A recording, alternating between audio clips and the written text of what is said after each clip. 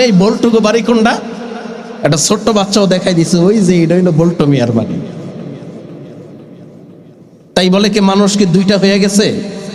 মানুষ একটাই, কিন্তু নাম দুইটা।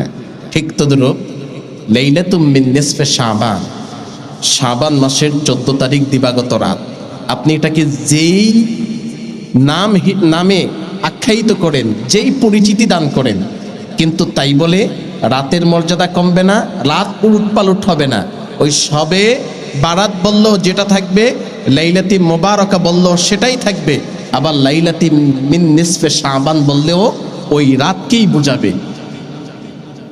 এই কারণে হাদিসের ভাষায় আল্লাহর হাবিব নাম ভিন্ন বলছেন, কোরআনের ভাষায় আল্লাহ এই রাতকে নাম ভিন্ন বলছেন।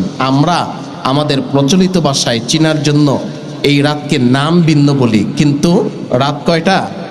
একটা। আল্লাহর হাবিব লাইলাতুম মিন নিসফে শাবান বলে যেই রাতকে বুঝাইছে, আল্লাহ লাইলাতি মোবারকা বলে ওই রাতকেই বুঝাইছে।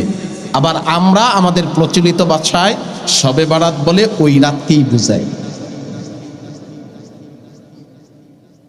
তাই প্রিয় ভাইরা আমার,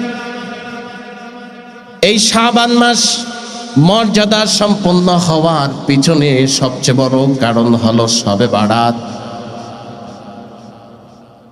লাইলাতুম মিন নিসফে শাবান, লাইলাতুম মুবারাকা, ফজিলতপূর্ণ রাত, ফজিলতপূর্ণ রজনী, যেটা মুহাম্মদ সাল্লাল্লাহু আলাইহি ওয়াসাল্লামের একমাত্র উম্মতের জন্য আল্লাহর পক্ষ থেকে উপহার স্বরূপ।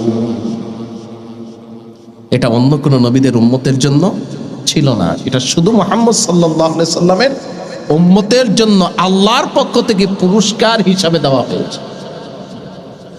আল্লাহর হাবিব সাল্লাল্লাহু আলাইহি ওয়াসাল্লাম বলেন,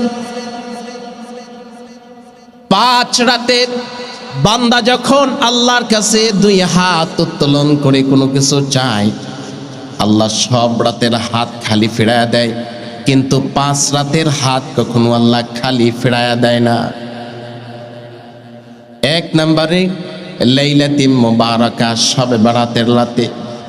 2 নম্বরে লাইলাতুল কদর, কদরের রজনীতে।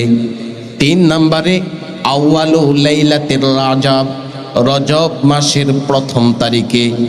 4 নম্বরে ঈদুল ফিতরের রাত। 5 নম্বরে ঈদুল আদহার রাত। এই 5 রাতে বান্দা যখন আল্লাহর কাছে কোনো কিছু চায়, হাত উত্তোলন করে তওবা করে দোয়া করে, সব রাতের হাত ফেরত আসতে পারে, কিন্তু আল্লাহ এই 5 রাতে কোনো বান্দাকে খালি ফেরত দেয় না।